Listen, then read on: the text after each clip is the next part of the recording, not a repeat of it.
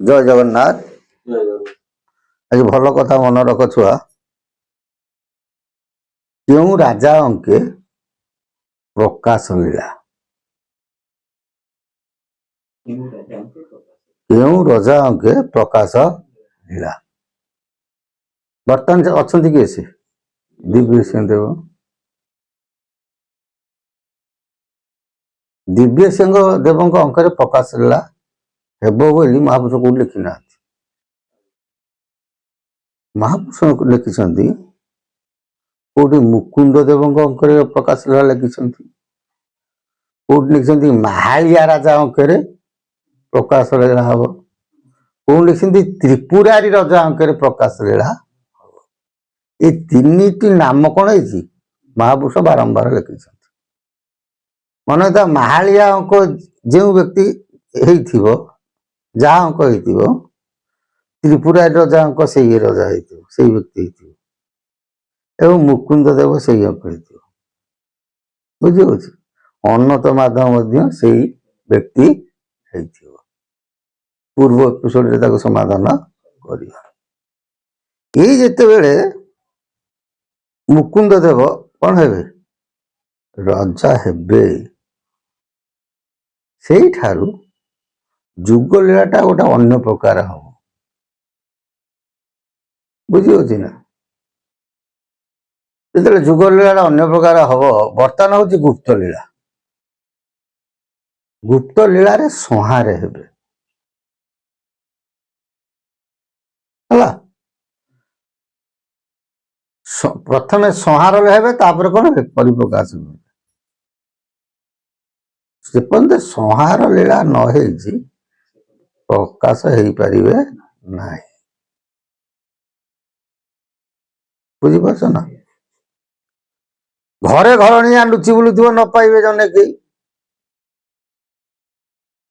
प्रभु ये जो त्रिपुरारी राजा तांकोरी हाथ रे चाबिकाठी निजे ब्रह्मा विष्णु शिव तीनटा वंश आविर्भूत होती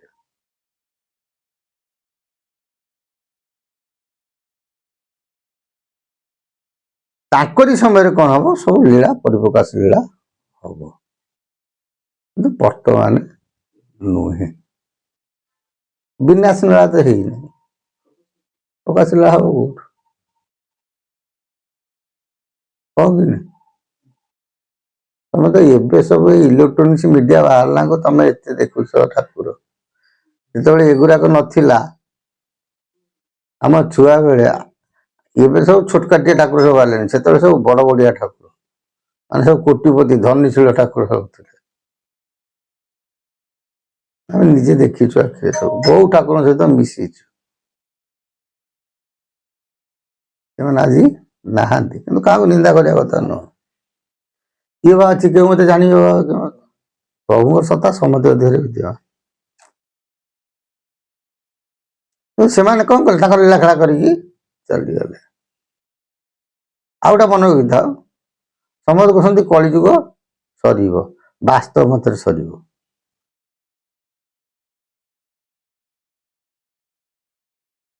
किसी व्यक्ति कहती आमको क्वेश्चन करती महापुरुष केवे सर लिखि हाँ महापुरुष लिखि वैशाख शुक्ल अष्टमी गुरुवार दिन से दिन कलिजुग हो संपूर्ण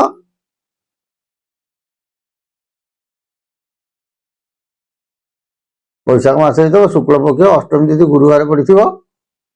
दिन कलिजुग सर केवे ना बाल मुकुंद सलिया शेष हम से दिन कलिजुग संपूर्ण हो बाल मुकुंद 42 अंक हो वैशाख मास पड़ी शुक्ल पक्ष अष्टमी तिथि गुरुवार हो दिन कलिजुग सर महापुरुष लिखिना लिखिं कली कौन सर कली कौन सर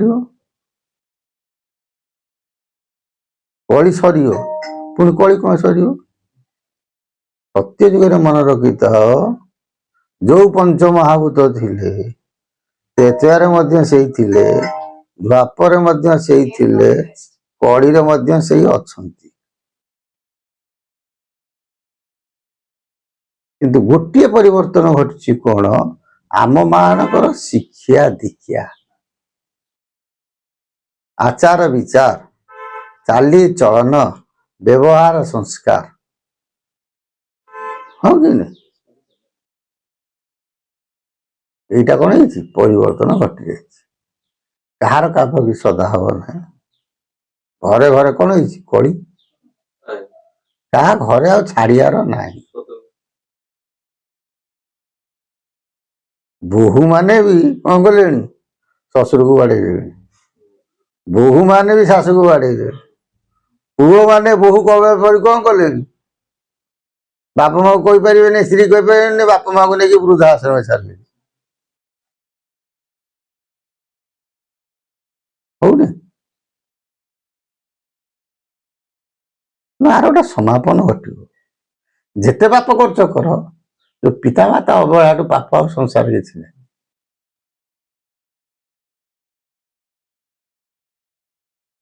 ହେଲା ମାକୁ ମାଇପ ଦେଖିଲେ ମାଇପ ଦେଖିଲେ ମାକୁ ତେଜିବେ କହି ନିଷ୍ଠୁର ବଚନ ପୁଅମାନେ ସ୍ତ୍ରୀ ମାନଙ୍କ କଥାରେ ଏମିତି ପଡିବେ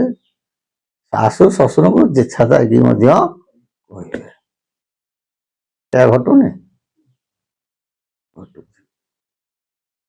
କିନ୍ତୁ ଏଗୁଡାକ ଏକ ସମାପନ ନ ଘଟିଲେ ଶିକ୍ଷା ଦୀକ୍ଷାର ପରିବର୍ତ୍ତନ ଘଟିବ କେମିତି ସେଥିପାଇଁ କି ମୃତ୍ୟୁଟା ହଉଛି ସମସ୍ତଙ୍କର ଭୟ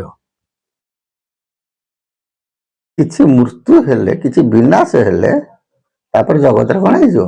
ଶାନ୍ତିଟା ଆସିବ ଏବଂ ବିନାଶ ହେଇନେ ଶାନ୍ତି ଆସିବ କୁଆଡୁ ଗଳି କନ୍ଦିରକା ଠାକୁର ଫୁଟିଗଲେଣି ଅବତାରୀ ପୁରୁଷ ବାହାରି ଗଲେଣି ହେଲେ ସଂସାର ପରିବର୍ତ୍ତନ କାହିଁ ହଉନି ହଉଛି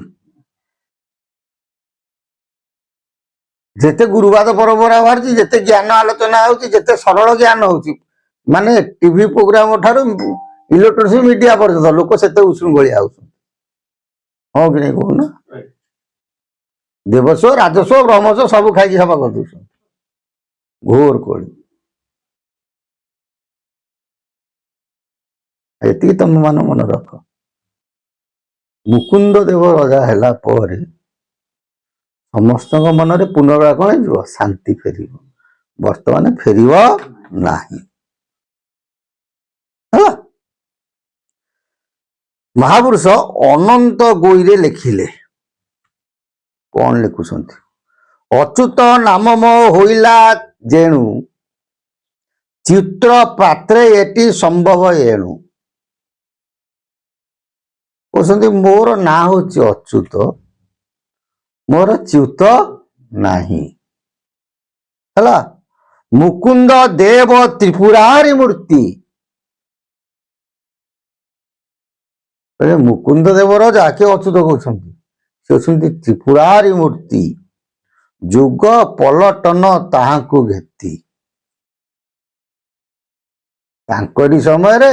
ଯୁଗ କଣ ହବ ପରିବର୍ତ୍ତନ ଘଟିବ ଏସବୁ ଭାଷା ସେତେବେଳର ଭାଷା ଏଇଆ ଏହି ସମୟଟି ଲୀଳା ପ୍ରକାଶ ବୋଲେ ସେ ମୁକୁନ୍ଦ ଦେବଙ୍କ ସମୟରେ ଲୀଳା ହବ ପ୍ରକାଶ ସତ୍ୟ କହୁଛି ରାମଚନ୍ଦ୍ର ଦାସ ଏ ରାମଚନ୍ଦ୍ର ମୁଁ ଏକଥା କହୁଛି ତୁ ମନେ ରଖିଥା ସେ ସମୟରେ ଅଚ୍ୟୁତ କୋଉଠି ଥିବେ ଏ ପଦଟା ଆଉ କହୁ ନାହିଁ କ୍ୟାମେରା ଆଗରେ କହିହବ ନାହିଁ ବୋଲେ ମୁକୁନ୍ଦ ଦେବ ଯେତେବେଳେ ରଜା ହେବେ ମୁକୁନ୍ଦ ଦେବ ବି ଜଣେ କଣ ତ୍ରିପୁରାରି ମୂର୍ତ୍ତି ସେ ବି ଅଚ୍ୟୁତ ହରକୃଷ୍ଣ ଦାସଙ୍କ ଭାଷାରେ ଚିତ ନୁହେଁ ଅଚ୍ୟୁତ ସେ ଅଣାକାର ଦେହି ସେ ଚିତ ନୁହଁ ଅଚ୍ୟୁତ ସେ କିଏ ସେ ନା ଅଣାକାର ଦେହି ବୁଝିପାରୁଛ ନା ବୁଝିପାରିଲନି ତେଣୁ ମୁକୁନ୍ଦ ଦେବଙ୍କ ସମୟରେ କଣ ହବ ଯୁଗର ପରିବର୍ତ୍ତନ ଘଟିବ ବର୍ତ୍ତମାନ ଯେତେ ବାଡିଆ ପିଟା ହେଲେ ଯେତେ ଯାହା କଲେ ହେଇପାରିବ ନାହିଁ କାରଣ ତାଙ୍କ ଅଙ୍କରେ ବହୁତ ବିତିପାତ ଘଟିବ ବୋଲି ମହାପୁରୁଷ ବାରମ୍ବାର ଆମକୁ କଣ କରିଛନ୍ତି ଚେତନା ଦେଇଛନ୍ତି ସେ ମୁକୁନ୍ଦ ଦେବ କିଏ ସେ ନା ଗୁପତେ ଗୁପତେ ଲୀଳା ଲାଗିଥିବ ହେଜି ନ ପାରିବେ କେହି ତ୍ରିପୁରାରି ରାଜା ଅଙ୍କରେ ପ୍ରକାଶ ହେତୁ ରଖବାର ପୋଇ କହିଲେ ହେ ଦ୍ୱାଦଶ ଗୋପାଳ ମାନେ ମନେ ରଖିଥାଅ, ତ୍ରିପୁରାରି ରାଜା ଅଙ୍କରେ ପ୍ରକାଶ। ତ୍ରିପୁରାରି ରାଜା କିଏ? ସେ ନା ମୁକୁନ୍ଦ ଦେବ। ତାଙ୍କ ଅଙ୍କରେ କଣ ହବ? ପ୍ରକାଶ ହବ। ଆଗରୁ କଣ ଚାଲିଥିବ ନା ଗୁପତେ ଗୁପତେ ଲୀଳା ଲଗେଇଥିବ, ହେଜି ନ ପାରିବେ। କହିଲେ ତା ଆଗରୁ ଗୁପ୍ତ ଲୀଳା କଣ ହେଇଥିବ? ପରିପ୍ରକାଶ। ସେଥିପାଇଁ ଆମେ କହୁ କାଚ କାଚ ମଣି ମଣି କାର୍ଯ୍ୟ ବେଳେ ଜଣା ଜଣି। ଯେତେବେଳେ ସୂର୍ଯ୍ୟର ଉଦୟ ହେବ ସେ ସମୟରେ ତରା ମାନେ ହଜିଯିବେ। ଜୟ ଜଗନ୍ନାଥ। ସେ ପ୍ରଭୁଙ୍କ ସଦିଚ୍ଛା ପୂର୍ଣ୍ଣ ହଉ।